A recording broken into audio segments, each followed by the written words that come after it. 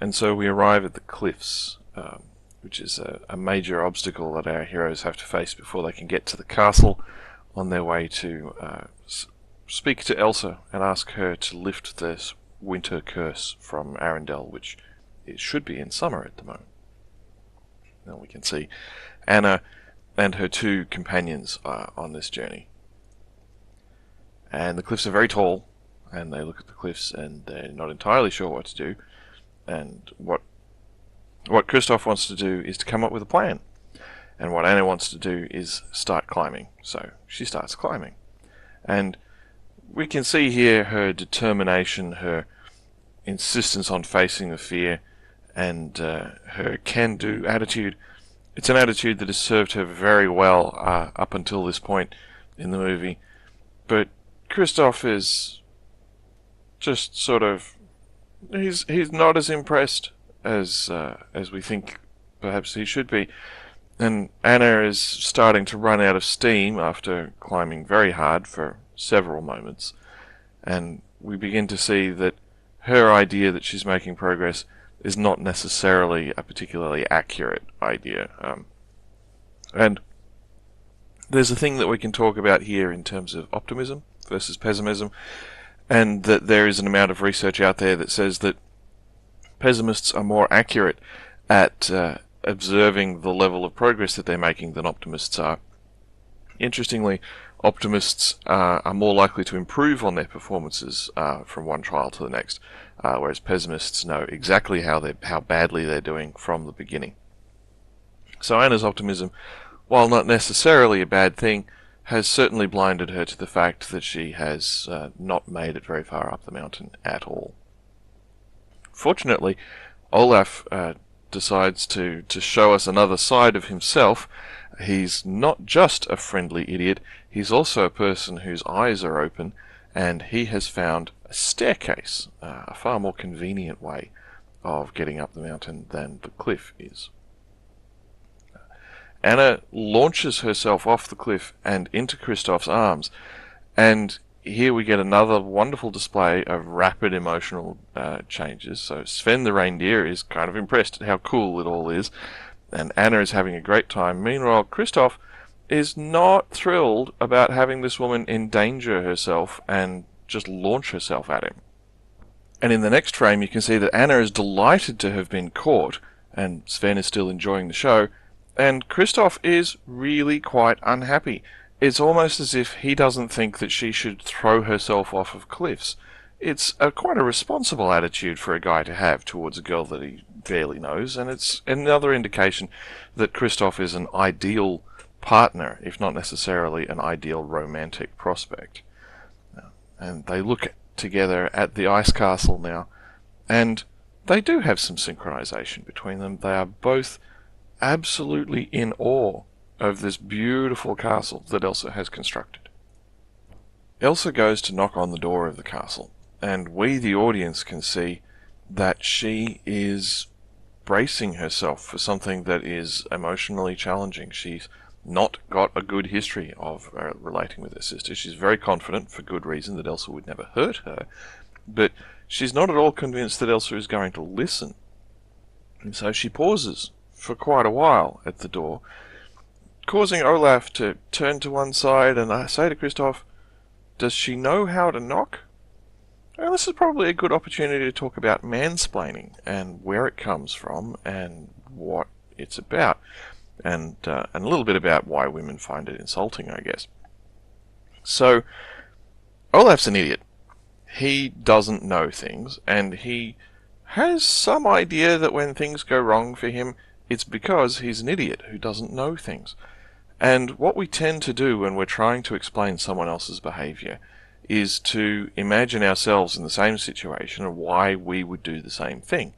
It's a perfectly sensible way of coming up with an idea of what someone else is doing. So when Olaf looks at Anna not knocking, he assumes that she's an idiot. And maybe she needs to have explained to her that what you need to do is to reach forward with your arm so that your hand makes contact with the door and a big noise comes out. It's not at all relevant to the difficulty that Anna is actually experiencing, which is an emotional difficulty, a difficulty that is much harder for idiots like Olaf to imagine. And so the experience of a guy trying to be helpful is often that of a guy trying to be helpful and attempting to solve the wrong problem. And the experience of a girl is often, why do you assume that I'm an idiot? And the answer, the honest answer, that I'm often an idiot and I thought you might be too, is not necessarily an answer that guys are likely to come up with without some help. It's not an answer that is appealing to give. So, the door opens, and Olaf is delighted, and Kristoff is still in awe because ice is his life, and he just loves all of this glorious architecture. And Anna is now scared. She's been ignoring her fear up until this point so that she could get to this point. But she really is going to come and have a meeting with Elsa. And tells the boys to wait outside. She's meeting her sister. And the boys are not happy about being left outside, but they do respect her decision. Sort of. She says, give me 1 minute. And the boys start counting to 60. Gosh, it is beautiful in there. Gosh, Elsa is beautiful at the top of the stairs in her place of power, radiant and sexy and in control. And with a slightly forced, dignified smile rather than authentic smile. Anna starts coming up the stairs, and that's not what Elsa wants. She's come here to be free from the responsibility of Anna. She doesn't want to hurt her sister. That's what the whole point of the exercise was, and so she starts pleading for her to go away. And what Elsa is about to go through at this point is something that will be familiar to many people with post-traumatic stress disorder and people who are in relationships with people with post-traumatic stress disorder. Elsa wants kindness and affection, and she wants Anna in her life. She knows that Anna is a good thing, and that Anna is a person who deserves good things. And so what we see first is Elsa refusing to engage. I don't want to hurt you. I don't want to have anything to do with you. Being associated with me is bad for you, so stay away. And then she has a reason to open up. In this case, it is seeing Olaf and having that happy childhood memory activated of making a snowman and being confronted with this very positive thing that is her ability to create life. She gave life to Olaf in a very literal way, thanks to magic. And so there's this temptation that she experiences, a desire to open up. And for a few moments, she's really excited about that. And then she remembers that if she opens up, horrible things are going to happen. In the case of this story, she's going to activate Anna's memories of magic, and that is extremely dangerous for Anna. And therefore, Elsa runs away. She closes up and heads up the stairs, retreating into her palace. And Anna pursues her. She's invested in the relationship. She loves Elsa, and she wants to be there with her sister and for her sister. And so she sings Elsa a bit of a song, and Elsa is just feeling trapped and miserable. She has nowhere to run to anymore. This is the highest room in the castle. And she's forced to listen to Anna asking her to open up. And that terrifies her, and she begs Anna to go away. It goes back and forth like this. And the storm begins. There's a sensation that a PTSD sufferer can have of things getting out of control in their head and not knowing how to deal with the situation. And this blizzard here is a lot like the mental static that a sufferer can experience. Static's getting worse. She knows that she's losing control. Anna has no reason to be afraid at this point. All of her memories of magic have been erased. She is naive and unaware of danger. She doesn't watch out for cliffs. She doesn't watch out for Prince Hans, and she's certainly not going to watch out for his sister, who has these terrifying ice powers that she cannot control, and blasts Anna in the chest. Anna goes down, and Elsa is terrified and miserable and guilty. She's not engaging with Elsa at the moment. She's engaging with her own pain as the challenge to her identity. She came here to believe that she was all-powerful and safe and that she wasn't going to hurt anyone. And that illusion has been destroyed by this encounter with Anna. And so it's a very inward-facing hurt that she is experiencing as she stares at Anna, and creates a giant snowman who throws our heroes out of the castle. Kristoff and Anna are not necessarily enjoying being thrown out. Olaf enjoys everything.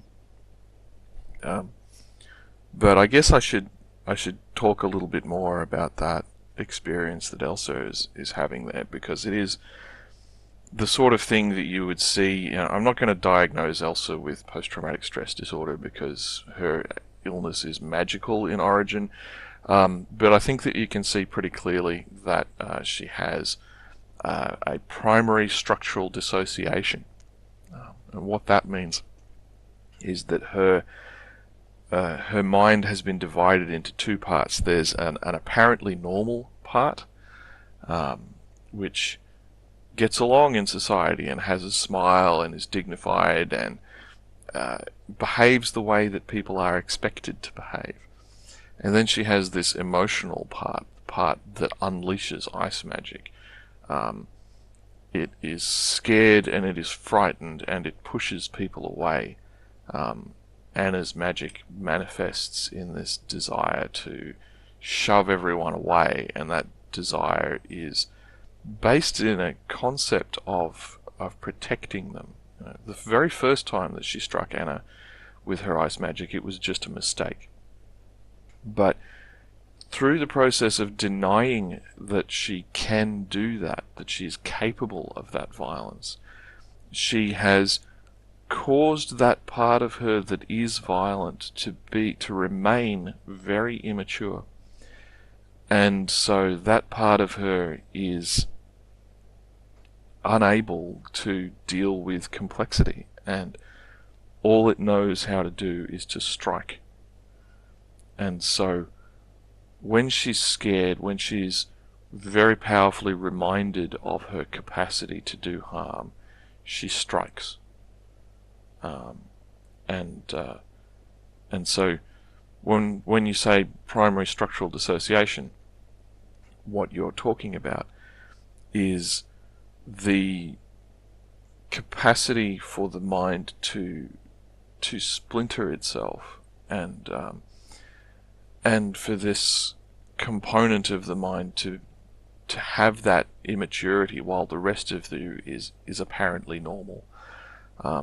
The difference between primary and secondary and tertiary dissociative disorders is the number of parts into which the mind has been divided. And so in Elsa's case, there are two parts. There is the magical part and the non-magical, apparently normal part, which makes it structurally very similar to post-traumatic stress disorder, but I have no interest whatsoever in getting into a debate on the internet about whether or not the various DSM categories apply to Elsa. So we'll leave the diagnosis at that point.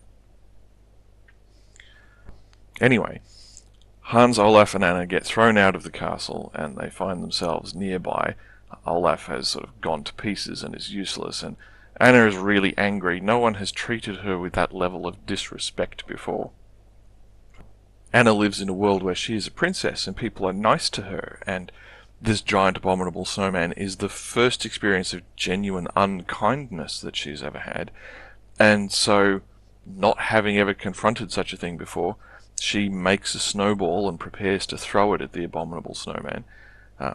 Kristoff is well aware that Kristoff has offended many people in his life up until this point, and he knows that getting thrown out is something that you just have to get over. He's had that experience, and tries to advise her against this foolhardy course of action. But Anna is just not having it, and the snowman is completely unaffected by the snowball in any material sense. It's just irrelevant to his well-being. But that doesn't mean that he's not incredibly offended by the fact that he has been struck by a girl who should know better, damn it. And instead of finding themselves at the bottom of the stairs, our heroes find themselves at the bottom of the mountain. And Olaf and Kristoff have a funny exchange. And Anna can see the humour in it and is having a great time. Kristoff is not having a great time. And having risked their lives together and been on really quite an adventure, and Anna having done some stuff that I edited out that was kind of heroic, they're at the bottom of the mountain, and they're starting to really see each other as brave and noble and heroic. Anna and Kristoff have become aware now just how awesome the other is. And she hits him on the head again, because she just seems to do that, no, that's right. She actually touches him on the head affectionately, and he's got a sore head, having just been thrown off a mountain, and it hurts. And so she's really quite uncomfortable at having hurt him, and he responds to her by pretending that he's fine, and he puts on this glorious fake smile, and he's far more concerned with her reaction than he was before. And we can think about the fact that Hans has also given her that fake smile after she's hit him in the head, and it's an interesting contrast, and it's important to note here that the role of deception in a romantic relationship is given a very sophisticated portrayal in this movie, because the reality is that both of our male leads, Hans and Kristoff, they both lie to her when they are trying to romance her. The difference is that Anna and Kristoff spend a lot of time together when they're not trying to be romantic. They meet under decidedly unromantic circumstances, and she knows what the not romantic side of him is like. And that kind of makes him a bit less appealing, particularly if you're not skilled at selecting a partner for your life as opposed to a romance partner that you can just enjoy being with on a date. She's had a much better date with Hans than Kristoff, but she can have a much better life with Kristoff than with Hans. But Kristoff has decided that he likes her, and therefore he wants to look calm and confident and strong and capable and all those things that guys try to look like when they're in courtship mode, and therefore he's pretending not to be hurt. So this is where we get into finally starting to be able to analyze this whole theme of you can't marry someone that you've just met that day. And we're going to find out about Hans's negative intentions later on. But the real message when you're selecting a partner is not avoid the handsome prince, because that's a bad message, and there are handsome princes out there who are not evil. It's make sure when you're choosing a partner for life that you are selecting someone who doesn't have to be in romance mode for them to be tolerable. And when Hans is not in romance mode, and he's in romance mode almost all the time, but when he's not in romance mode, we're going to see later just how intolerable he becomes. And here we see Anna brushing her hair. She's self-conscious. She wants to impress Kristoff. And so, yeah, guys, if you do see a girl looking at you and adjusting her hair, then try to be nice and try to be kind, because she's putting on a little display of nervousness, and what she's looking for at that point is probably for you to be strong and capable and non-threatening.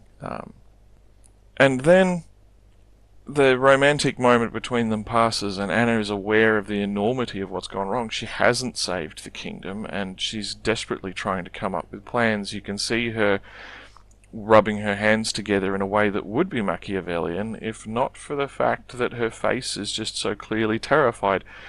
And Kristoff is having difficulty engaging with her, is a good way to put it. There's a certain state where someone is so deeply in thought and immersed in the problem that you can't solve it for them. All you can do is just sort of wait for them to calm down, and that's what Kristoff is not particularly enjoying doing at this moment. But then she says, "What about your ice business?" And Kristoff just has a really good-natured laugh, because given the destruction of the kingdom and everything being destroyed, the future of his ice business is the least of his concerns. And he says that it should be the least of her concerns. So this allows him to really see just how affectionate and wonderful Anna is when she's got a chance, because even in the middle of her desperate worry about everything, she spared some concern for him, and he feels something warm and good about that. It's good to be included in someone's priorities in that way. And then he says, "Worry about your hair, because her hair is turning white. The curse is getting worse." And while he tried in a very understandable way to look nice in front of her before, he's about to lie to her again, or at least to try to. He's not very good at it. Because here he is being concerned about her hair, and she says to him, "How does it look?" Her immediate concern about her hair. She's not aware of the curse. The memories of magic have been erased, so she's concerned about how good she looks. "Does it look bad?" What a threatening question to ask a guy. He's shocked, and he then closes his eyes and puts on this fake smile and says that she looks fine. And Olaf pops up rather literally and says that he hesitated. He's angry with Olaf because he doesn't particularly want to be contradicted at this time. I mean, even if he was telling the truth, he might not enjoy being contradicted. Being angry when someone calls you a liar doesn't necessarily make you a liar. You could be just an honest person. But it's not a challenge that he appreciates. And once again, Kristoff has entered romance mode, and so he's being flexible with the truth in ways that he wouldn't have been if he didn't value the relationship with Anna. Just because a man lies to you doesn't necessarily mean that he's being bad for you, even though you might not have to like the fact that he's lying to you. We can see now Kristoff is very keen to direct all of his anger and frustration towards Olaf, who deserves it right now. But they head off to meet the love experts, the forest trolls. Kristoff has seen them help a girl before when her hair was turning white. Doesn't realise that it's the same girl, but does know who to turn to for help here. Meanwhile, Elsa is trapped in her icy castle, the prison that she made for herself. She's trying to think her way out of her problems right now, and the problem that she's got is that this is not a problem you can think your way out of. And so she's increasingly aware that she's failing to solve the problem, and the prison becomes progressively less pleasant. She is finding that her thoughts are reaching out to her in horrible, painful ways, and she is trapped in there with them. Isolation looks like a good solution to the problem of being capable of hurting others, until you are trapped alone with the prospect that you can hurt other people, at which point it just becomes pure pain. The movie doesn't show us this experience for very long. It's really hard to to be in pain. People don't like being in pain. Movie audiences don't go so that they can have an experience of 3 months being trapped, thinking the same thought and having it just get worse and worse and worse. This little scene with Elsa lasts for a handful of seconds, and at the same time, I'd really like to move on from it, but I don't feel that I should. I think that when we're talking about Elsa's experience, it's and the experience of other people with PTSD, it's important to recognize just how long-lasting and painful this condition can be. This is potentially the rock bottom experience for a person with PTSD. You start out making your life smaller because you don't want to hurt people anymore, and you retreat to your ice tower, or however that metaphor gets translated into your real life. And it's a wonderful feeling to be free of the possibility of hurting others. Let It Go is a great, happy song. But the reality of isolation starts to sink in, and when you discover that your tower is not impenetrable, the pain gets worse and your life gets smaller and smaller, and what you hope on behalf of a person who has PTSD is that they notice that their life is getting smaller, and that they start to become willing to consider an alternative path to the pathway of isolation and of inwardness that is such a powerful influence on Elsa at this point. It can be really, really difficult to give up on the strategy of walling yourself away, because it is a strategy that works in the short term and that feels great when it's working. But it's the same strategy that leads to this room here, and so I guess I'm having a lot of difficulty moving on from this particular image, because it represents so many years of life as a person with a dissociative disorder, and the way in which I felt trapped and desperate, and the more trapped and desperate I felt, the more painful the trap became, and the more desperate I was to get away from this feeling of being trapped and desperate. And the only strategy that I had was to activate my ice powers, as it were, and become even more trapped and desperate. And in my case, there was a point where that became completely unbearable, and I started pursuing a strategy of openness.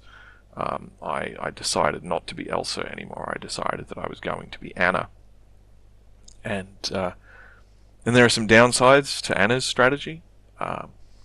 For the kingdom to be whole and to be complete, then you kind of need both of these women in a constructive, supportive relationship with each other.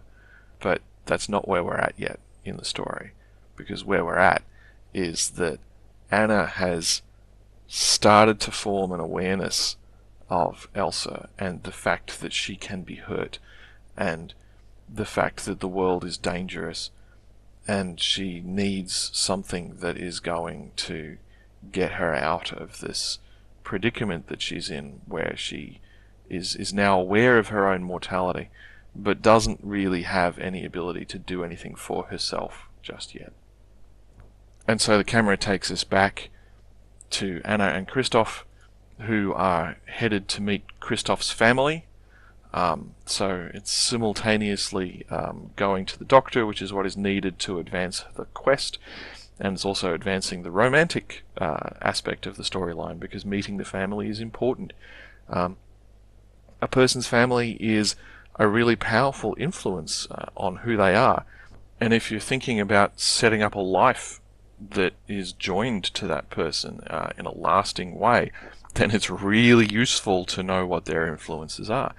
You don't necessarily need to like that person's family, but you do benefit greatly from knowing who it is that this person that you're marrying has spent, probably 20 years of their life with, and knowing how they've been shaped, getting an impression of the types of stresses that they're accustomed to encountering and the types of support that they're accustomed to having.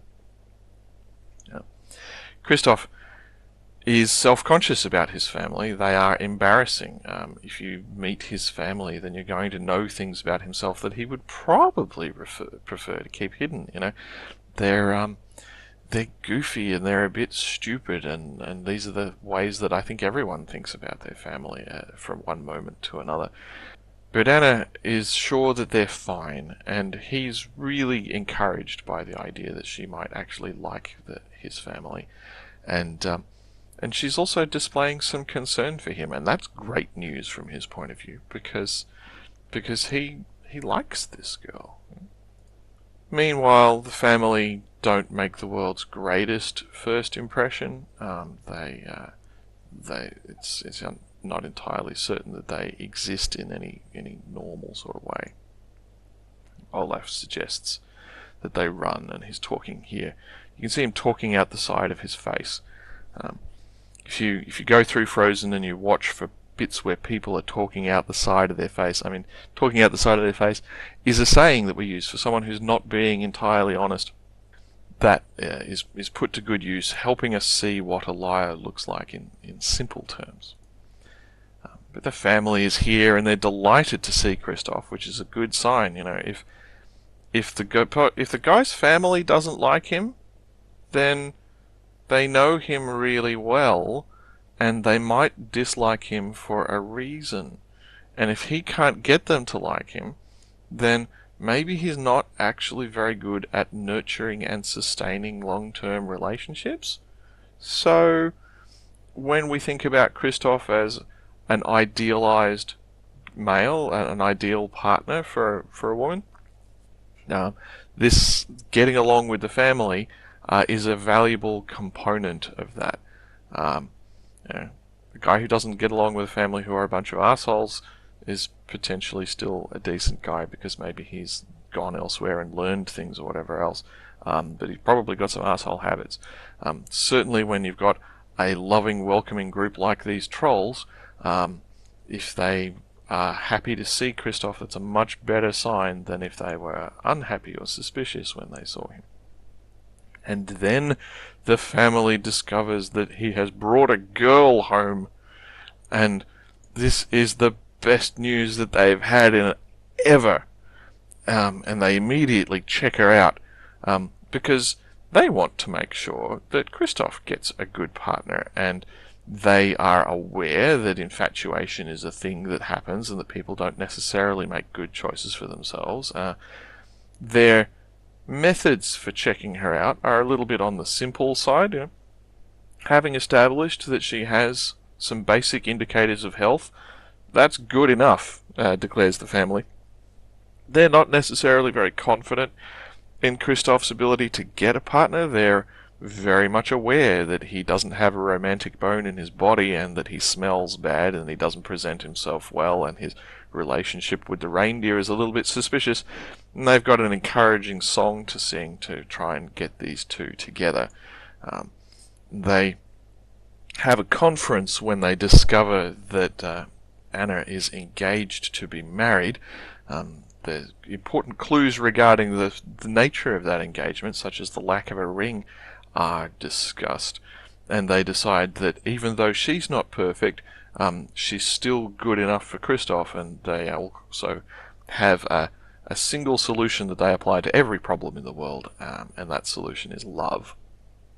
And so by uniting them in holy matrimony, they plan to fix the problems of both of them.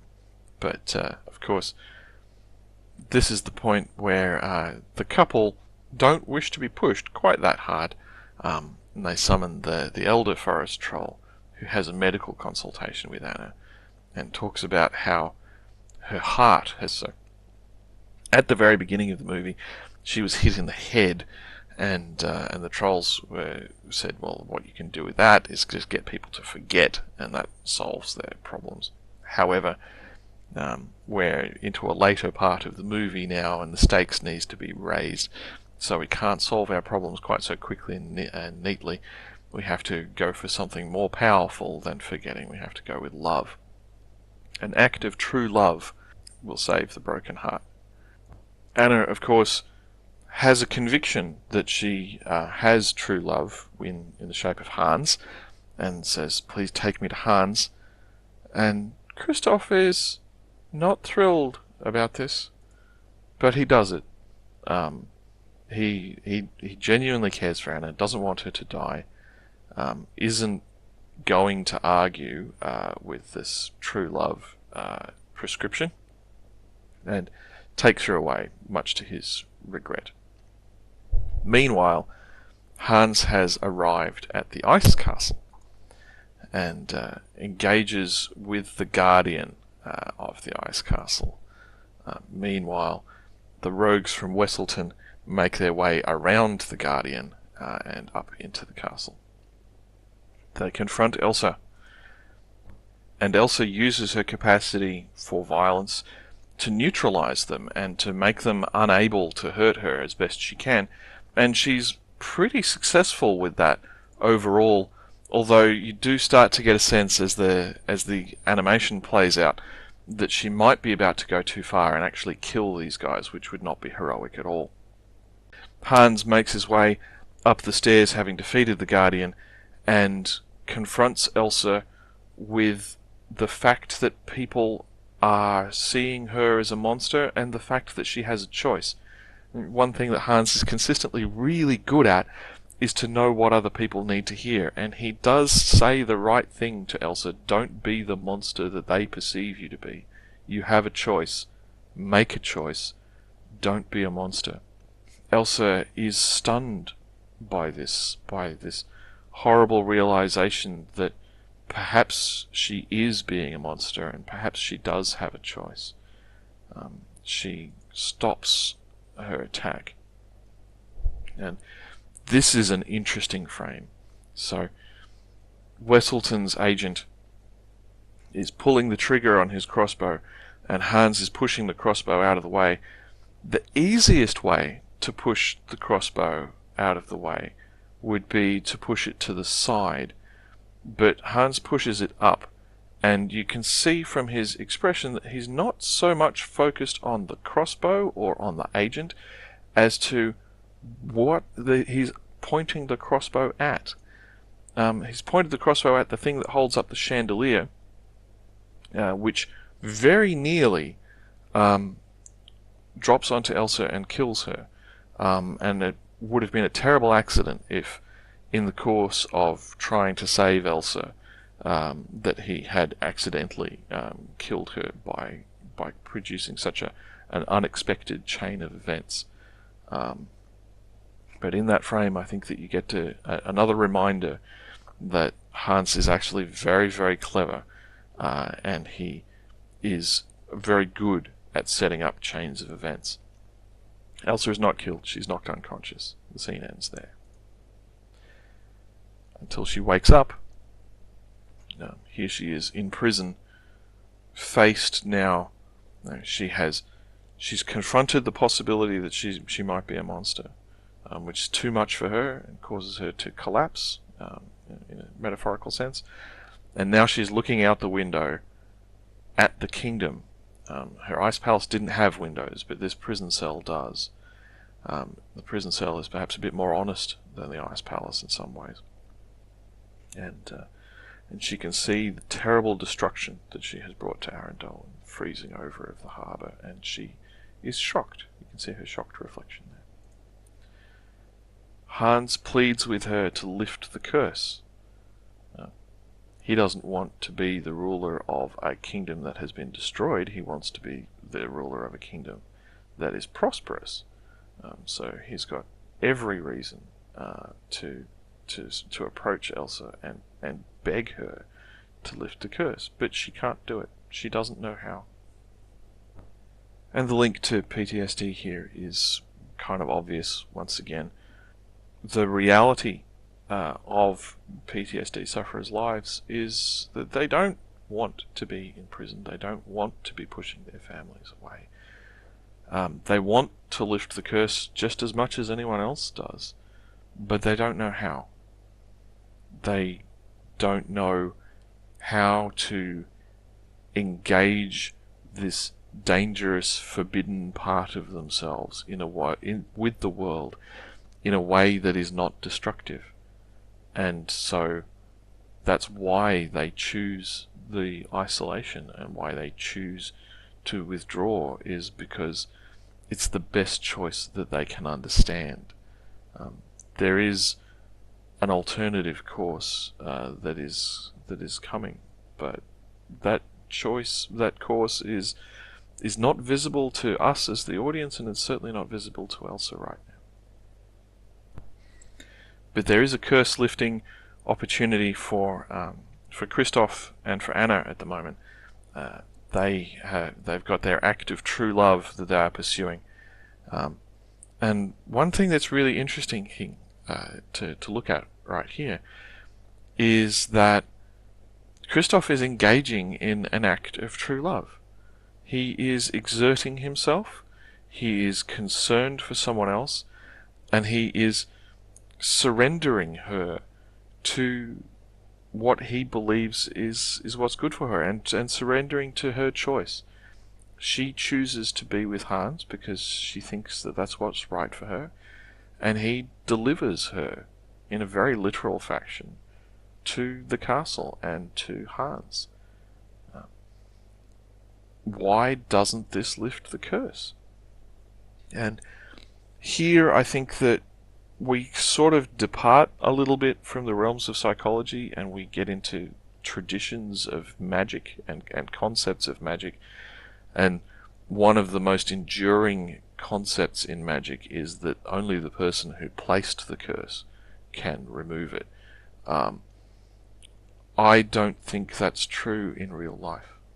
I think that in real life, the people who placed a curse are less. It would certainly be satisfying. Let's say that you've got PTSD because somebody hurt you. What you want in that situation is for the person who hurt you to apologize and to make things better. For the person who placed the curse to lift the curse. It's a very good and natural thing to want, and it appeals to our sense of justice. And in the complex real world, you often have to make do with something else because of various factors. And the real world is not simple and magical the way that fairy stories can be. But this is a fairy story, and it goes to the heart of the matter as opposed to skirting around things and building workarounds the way that we have to in real life. And I guess there's another thing that's at work. So not only why isn't Anna cured at this point? And there are two explanations. One is that this is a fairy story and it's not real life, and therefore she's not going to be cured by anyone but the one who placed the curse, and that's a legitimate read. But I love the fact that there's another legitimate reading that we can have here, which is that Anna doesn't recognize Kristoff's love at this point. She believes that the world is full of good people who do good things, and that true love is this special, magical, romantic experience, the experience that she had with Hans. She can't recognize Kristoff's love at this point, and that's why it doesn't cure her. And so, exploring both of those arguments, I think that I'll lean towards the psychological interpretation, and that it's Anna's non-recognition that she's in a loving environment that means that Kristoff's love doesn't cure her at this point, even though she is so terribly vulnerable, and he is so terribly kind. Kind in a terrible sort of way, because it's going to have dreadful consequences for her. He is unknowingly delivering her to the villain. The doors close on him. He consents to it, but he's not happy about it. Meanwhile, Hans has had plenty of opportunities to work out exactly how to put on the right mask of grief to be shocked and horrified by the loss of both Anna and Elsa, and the nobles are begging him to take control of the kingdom, which is exactly the situation that he wanted to engineer. However, Anna arrives, and he does the right thing. He races straight over to her. He is immensely concerned. Is he concerned for her? Is he concerned for himself? You can't read that from her face. All we can say is that he is immensely concerned. And you can see here Hans's mask.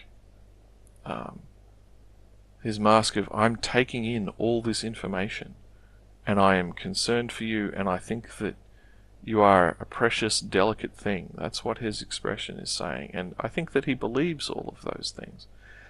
It's just that he believes them in a way that isn't necessarily in Anna's best interests, and he asks to be alone with her. And she tells him that she needs true love's kiss, and he does this gesture where he runs his hand down the side of her face and rests it underneath her chin. And if you've ever been on the receiving, like the one occasion where I very nearly kissed a guy was when he demonstrated to me his move where he ran his finger down the side of his face and it came down underneath my chin. You know who you are, and it was fun in pretending to be your girlfriend, mate. But it's quite a sensation to have that tingling on the side of your face brought on and resolved by a skilled touch, and so yeah, he reaches in for a kiss,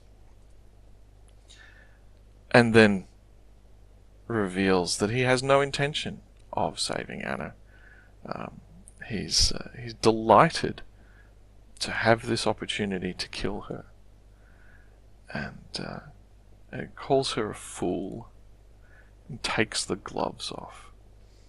So he's not going to conceal his true self anymore. He's been raised by someone who's had the same training that Elsa's father had. You put the gloves on when you're concealing your feelings, and you take the gloves off when you're explaining your evil plan. He's going to pour water on the fire. He's going to extinguish any hope that Anna has, and he's going to let her die because he's not interested in a partnership with Anna. He's interested in getting the kingdom, and all of his focused effort in that regard, all of his desire, was for something other than the thing that Anna actually wanted to give him. And what were the clues that he was a bad guy? There were very few clues that he was a bad guy, but there was every clue that Anna was making a bad decision.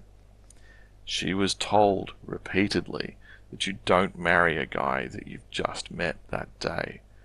And the reality of these really big, important decisions is that you have to gather enough information to have confidence in your decision. If the fairy story that you're in is a cautionary tale about how women should go about selecting men, as opposed to a story about how men can be worthy of the women that they're looking for, then you need to take things slowly, and you need to pay attention, and you need to meet his family, and you need to find out whether he has bad breath and whether he picks his nose and whether he has good table manners, and you need to think about how much you care about those things. It's great that we have stories that tell men that they should be good and heroic and clean their rooms and save the kingdom and stand straight and tall and all of those wonderful things. It's good to have those stories. But if one of the biggest and most important choices that you're going to make in your life is to select a partner, and I think that while historically that's very much a female choice, I think that it would be good if men paid a bit more attention to their selection of a partner as well. I think there's easily every lesson in this movie can be applied to men and not just to women. But it's a feminine story. Women are traditionally the gatekeepers of relationships. And if you are the gatekeeper of your relationships, then you need to spend the time that it takes to get it right. And not just go for a guy who is a good guy, but to choose a guy who is going to be good for you. And Hans is going to be good for the kingdom, maybe. He's interested in having a wealthy and prosperous kingdom, and he understands that taking care of the peasants and appeasing the nobles is an important part of that. But women these days have a tendency to aim for more than that. They want their emotional lives to have some warmth in them. And Hans is the wrong guy from that point of view. And it's not until the gloves come off, not until he loses his composure, not until you get beyond the surface that you can really tell what you're in for. So Hans finishes monologuing, and Anna tells him that he's no match for Elsa. And Hans replies quite correctly that she's wrong, that she's no match for Elsa. But he's faced Elsa, and he has some reason to feel confident at this point. And now, if you'll excuse me, I have to go out and report how incredibly sad I am about your death. He puts his gloves back on, smiles in anticipation of fooling everybody, and closes the door. Because doors opening and closing is an important part of the language of this film. Anna is trapped inside this time, instead of being trapped outside. She's now in a prison of hopelessness. And Hans goes outside and very mournfully avoids eye contact with everybody and is promising now that he is going to put things to right in the kingdom. He's going to deal with Elsa. He's going to mourn Anna and take over. Elsa, however, is not cooperating with the plan and has broken out of prison. This is also producing a worsening of the storm, and the crisis is going to have to be resolved soon. Sven, as we rejoin the buddies and the ideal males, Sven is really disappointed in his friend for giving up on Anna. Kristoff, I understand that you're a good guy, I understand that you respect Anna and her choices, but couldn't you have done something? You are the right girl, the right guy for this girl. She is the right girl for you. Be honest with yourself and admit it. And Kristoff admits that he is in love with Anna and says that it would be wrong to take her away from her true love, to disrespect her choice in this way. He's angry with his friends for trying to cause him to become a lesser man, a selfish man, a man who isn't who Kristoff is. He is an ideal male, and he is not going to sneak about or to take things that aren't his. He's not going to disrespect her choice in this way. And then the two of them look at the storm that Elsa is creating over the castle and how much worse things are getting there. And he's horrified by this and sets aside his concepts of nobility and whatever else because he is needed, and he's going to respond to the fact that he is needed. He's an ideal man. The woman he loves needs him, and he will go and save her. It's not about taking her away from Hans anymore. It's about taking her away from the dangerous storm. And that is the justification that allows him to seek her out again. Olaf doesn't need an excuse. Olaf never needs an excuse for anything. He wants to be with Anna and picks the lock on the door with using his carrot nose as a lockpick, and finds a way in and sets a fire for her. Sets about rekindling hope and warmth, and sets himself on fire in the process. He's starting to learn a basic lesson here that fire is not necessarily good for snowmen. But overwhelmingly, he's concerned for Anna, and she's grateful. And is this true love? No, because it's pathetic and it's weak. By the way, let's talk now about nice guys and whether Olaf deserves the girl. He's worked hard. He's been resourceful. He understands things about love. He gives to her freely. She, let down by the other men in her life, she turns to Olaf for support, and he's there. Why doesn't he get the girl? He deserves her. Well, he might deserve her, I suppose, if you grade things on effort. If you think that working really hard means that you should win, then yes, Olaf should win. He should get the girl. But there are a few reasons why he doesn't. And patheticness is a really important thing here. He's a stupid weakling. And the problem with being overly concerned about everybody else to the point where you become a stupid weakling is that you're not going to get any respect and you're not going to be attractive. I have been Olaf at a few points in my life, and you get to be in the company of some fantastic people, and they will use you to meet their needs. I realize I'm thinking more about employers than I'm thinking about women here. If you will give everything and not ask for anything in return, then people will very happily take everything and think that you're wonderful. And they'll tell you that they're wonderful, but you're not gonna get anything. If you're giving everything away, and this is something that gets said to women a lot. Why pay for the cow if you can get the milk for free? Is one of the sayings that people have, and it applies to guys just as much, and it applies very clearly to this particular guy, Olaf. He's giving the milk away for free, so he's not going to get bought. No one's looking at Olaf as a romantic partner at this point, or ever. Not until he grows a spine, straightens up, and grows some teeth, man. Which is not to say that he doesn't have some good advice.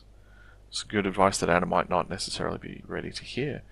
And because he's a pure form of a nice guy, because he's not a horrible, manipulative nice guy like the Duke of Wesselton, he tells her that Kristoff loves her. Isn't it great the way that Kristoff was willing to surrender you to Hans? And there's a lovely line here about how some people are worth melting for. But perhaps not yet, because we've got to save you from the curse. Olaf looks through his telescope and sees that Kristoff and Sven are approaching, and leads Anna out to bring them together. I mean, if there's ever a case of failing to serve your own romantic's interest, it's setting the girl up, helping the girl get together with her previous boyfriend. If Olaf had any desires on Anna here, then helping her get back together with her boyfriend is the classic terrible mistake that a lot of nice guys make. But he's just a genuinely nice guy. And he is actually really happy. If you can mean it when you don't ask for anything in return, if you genuinely don't want anything in return and you can just give it to people, then do that. And you can be really, really happy and satisfied. Just try not to ignore your own needs to the point where you get resentful and stupid and bitter and you start wanting revenge. Which is probably what happened in the case of the Duke of Wesselton. He doesn't get anywhere with the girls, and he's trying to, which is why he sends assassins after them. And once you're at the point where you're sending assassins after the girls, you're not a good guy anymore. You need to be honest with yourself about whether you want things. So, Anna is now in the outside, and she's aware of danger in the world. She's aware of this danger in the world, and she is scared in a way that she has never been scared before. And Kristoff and Sven are riding to the rescue, riding into the storm. That's what heroes do, they go into the storm. Olaf comes apart. He is a nice guy, but he's not a strong guy, and he can't handle the pressure of the storm. He tells Anna to go on, because he's a genuinely nice guy. Anna fights her way through the storm, and looks at her hands, and she's turning to ice, and she's got these metaphorical gloves forming. She's under a lot of pressure to stop being honest with the world, and to start being hard. And that's a frightening prospect for her. She values heat and warmth and openness. Being frozen up is not what she signed up for, but it's what's happening to her. There's a problem, and Sven is unable to follow Kristoff. He launches Kristoff towards the girl. And Kristoff turns back and looks at Sven, and it's not until Sven pulls himself out of the water that Kristoff is able to continue on his quest to save Anna. And once again we have this really, really sophisticated concept of the ideal guy. The ideal guy values his male friends, and he might be in the middle of an incredibly tense situation where the girl desperately needs him, but if his guy friends desperately need him, he's going to turn back and make sure that they're okay before he saves the girl. He has a sense of priorities, and he values his existing relationships quite highly. He's not obsessed with Anna. He values her, but at the same time there are other things that he values, and he balances these priorities. Fortunately, Sven is okay, and Kristoff heads off into the storm. Two other people are in the storm, Elsa and Hans. Hans stalking her through the storm, and tells her that everything is her fault, and that she has killed Anna with her icy powers and by striking her in the heart. And Elsa is mortified to hear this and collapses on the ground. And the storm abates. Elsa cannot maintain her rage in the face of her responsibility, and she understands that she is to blame. This creates an opportunity for Anna to see Kristoff in the distance, and she can also see Hans advancing on her sister, sword drawn, ready to kill her. And so now she has to make a choice. Kristoff is running towards her, and this is true love. She's been enlightened to that extent now, and if she accepts Kristoff's embrace, she can save herself, probably. And at the same time, her sister needs her, and she values her existing relationship. She values her sister that she spent all of her life with, who loves her in ways that are complex and hard to understand and painful, yet tremendously valuable. And so she chooses to save her sister, and she places herself in between Hans and Elsa and reaches up, turns to ice, and shatters Hans's sword. He is blasted into the background by this heroic act, this beautiful, tragic act as the last breath escapes her lips here. Elsa is horrified once again by this amazing turnaround in events. She thought that she'd already killed her sister. Her sister has now saved her and become this beautiful dead image. And she's struck by the beauty of Anna's sacrifice and of the beautiful person that Anna was. At this point, Anna is very much in the past tense, frozen and lifeless and beautiful. And so we have here this tragic image of Elsa just completely overwhelmed with grief, and Kristoff with sadness and shock, and Olaf is just terribly unhappy as well. And what we have to imagine now is what's happening with Elsa. And there's a naive reading of the story that is provided to us by Olaf, that Anna has acted heroically and committed an act of true love, and that true love has the power to melt a frozen heart. And there's a somewhat more sophisticated reading that you can also arrive at, which is to say that Elsa recognizes for the first time in her memory, the first time ever perhaps, that Anna loves her and is capable of strength, and possesses this immense beauty. It's appropriately unclear as to exactly what it is that causes the statue to melt. But it does melt, which is great news, and Olaf spots it first, of course, because Olaf spots everything first. He is wide open to the world. And Elsa is overjoyed that Anna is alive again. Has been liberated from the ice, and they embrace.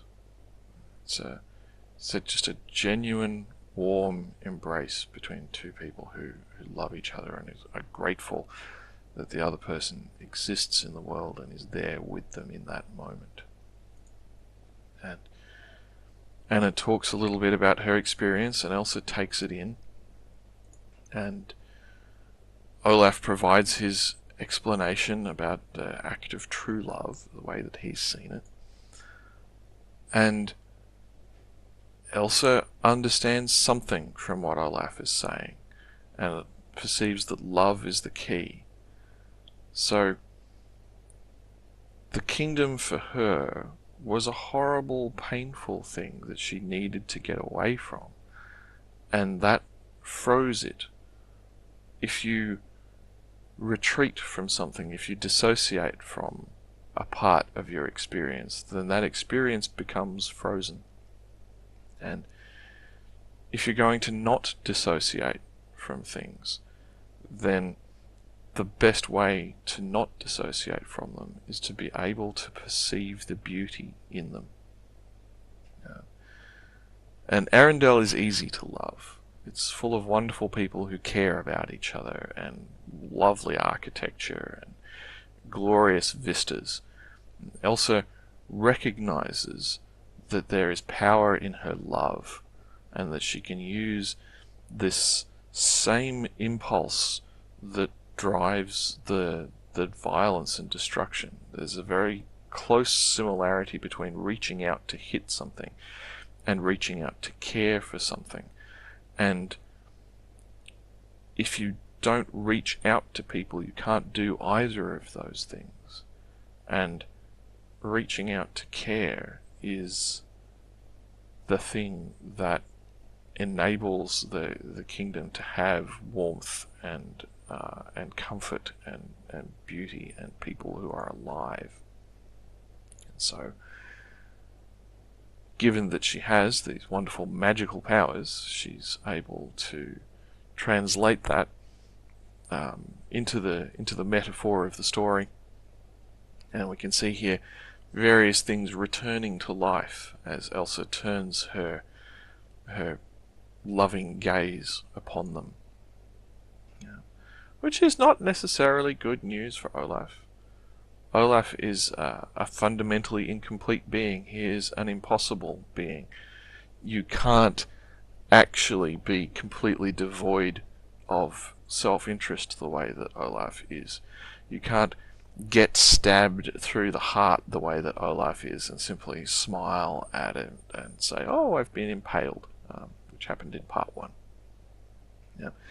You can't be torn to pieces and then simply arrive at the next scene with a whatever emotional expression is appropriate to it. Fortunately for Olaf, this is a magical story, and so a personal flurry is created to constantly replenish his snow.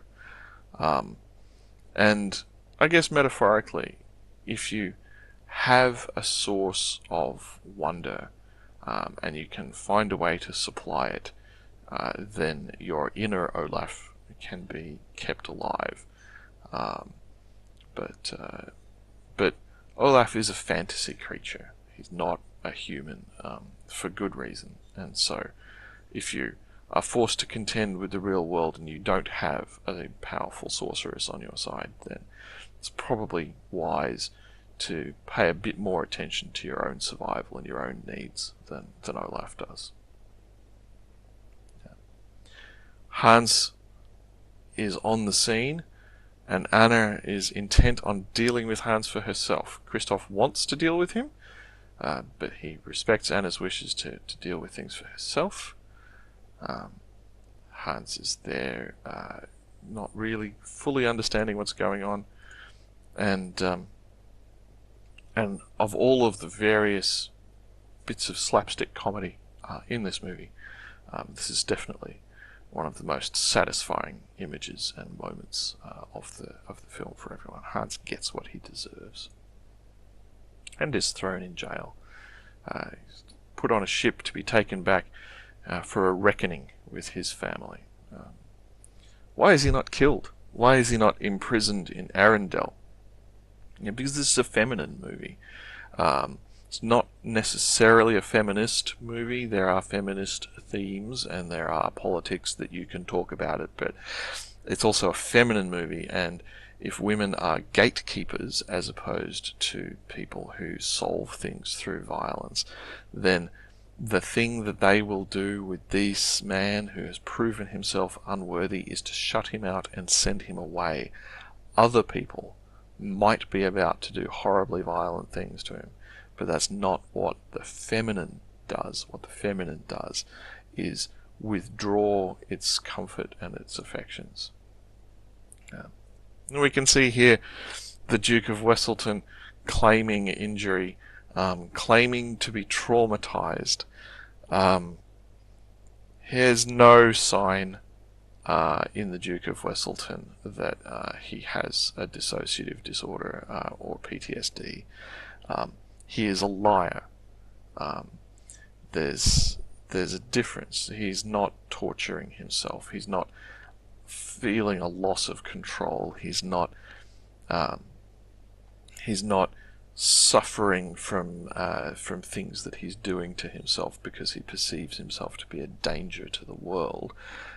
He's just a liar, and he is sent back to Weaseltown by royal proclamation.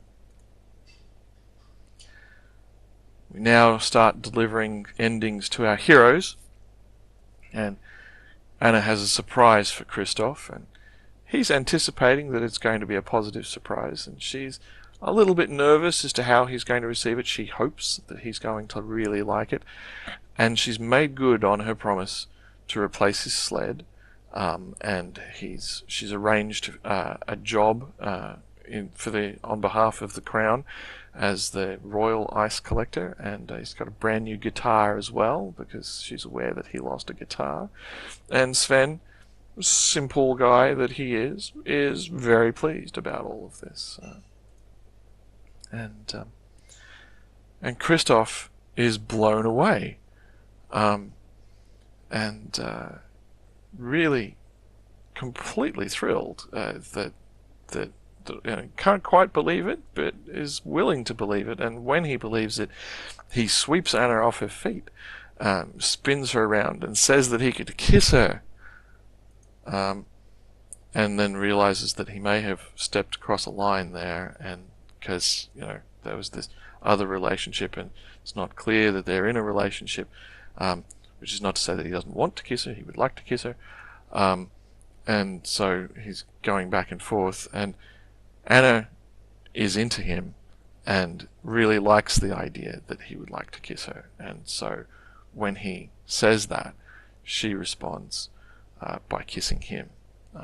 It's a good way of dealing with the uncertainty. And yes, boys, consent is sexy, and if you ask for permission before doing things, then that's a great way to demonstrate that you are kind and sensitive and respectful, and that the girl has some reason to feel safe around you. And never forget that you are fundamentally scary, and therefore, if you sort of take a step back after taking a step forward and give her some room in which to choose her response, you can find out what she wants and whether she's actually interested in you or not, and help her to feel in control.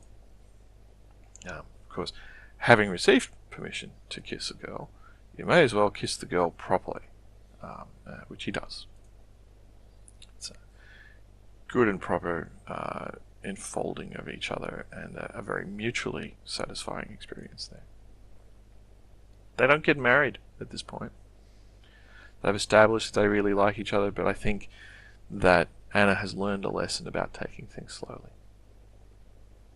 Olaf is a very, very simple creature. He smells the flowers. He's delighted to have the opportunity to smell flowers.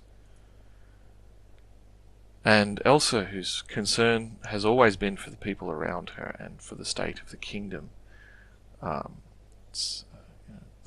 the worst thing that ever happened was that she hurt Anna and was potentially going to hurt others as well.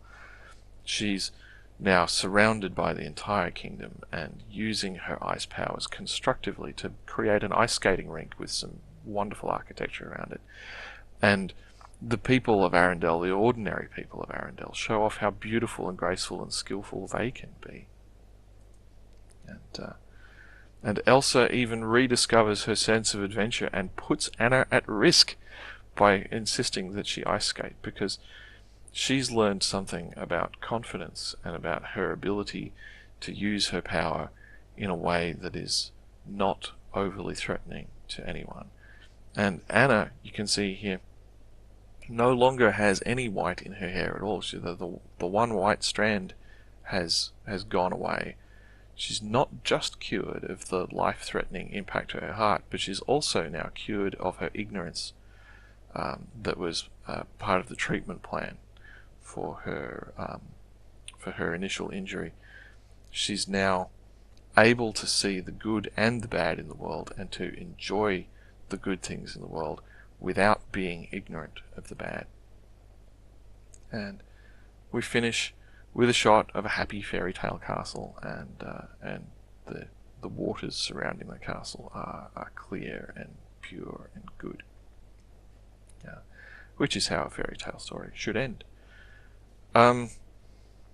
Thank you very much if you have actually successfully listened to what looks like it's going to be about 3 hours of commentary on this 1.5 hour movie. Then I'm really grateful and impressed, and if you've made it this far, then I'd really appreciate a note that says that you were willing to go through all of this, and I hope that there's been some value in it for you. And I was feeling very strongly that I should put a disclaimer at the beginning, but I thought that if I loaded it up with too many disclaimers and warnings and whatever else, that I would take people's patience well beyond what's acceptable. But if you've made it this far, then you might well think that I've said something important or useful.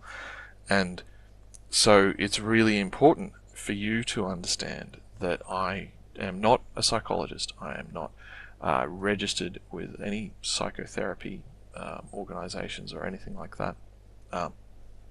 I consider myself well informed on the topic of structural dissociation, and if you want to read what I have read, then the book The Haunted Self by I won't attempt the names of the authors, but I will put in the comments the full title of the book and the authors. It's a great book, but be really careful about taking advice from people like me. What I mean is that the fact that I don't have any qualifications kind of actually matters.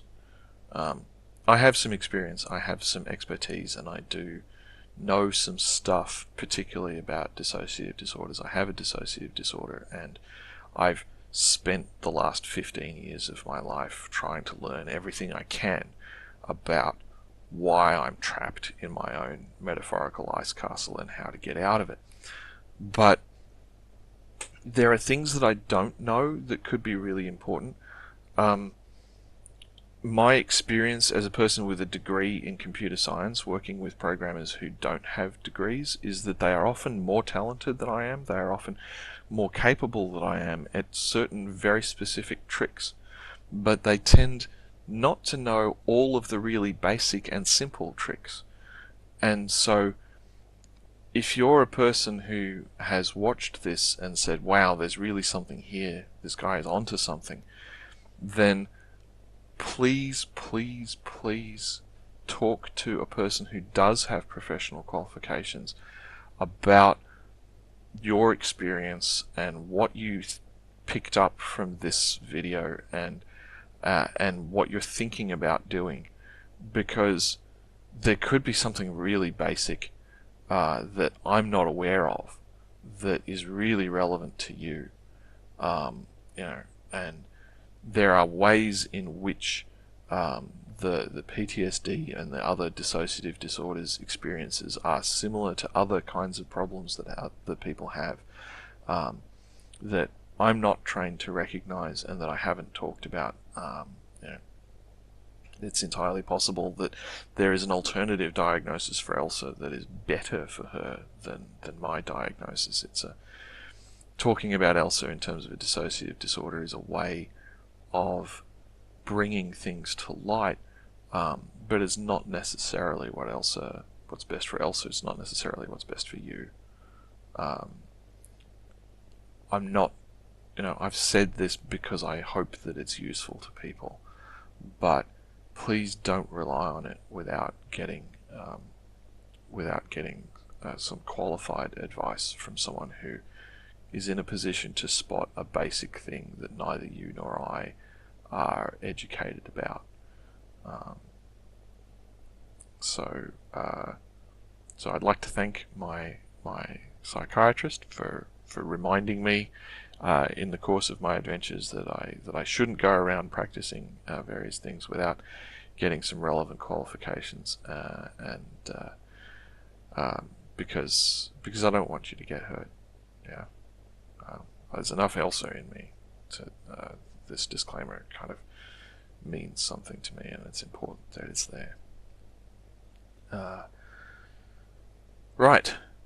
Thank you once again for your time and your attention, and and if you have any thoughts, positive or negative, then I'd really like to know what they are, because hearing it from you is much better than imagining it from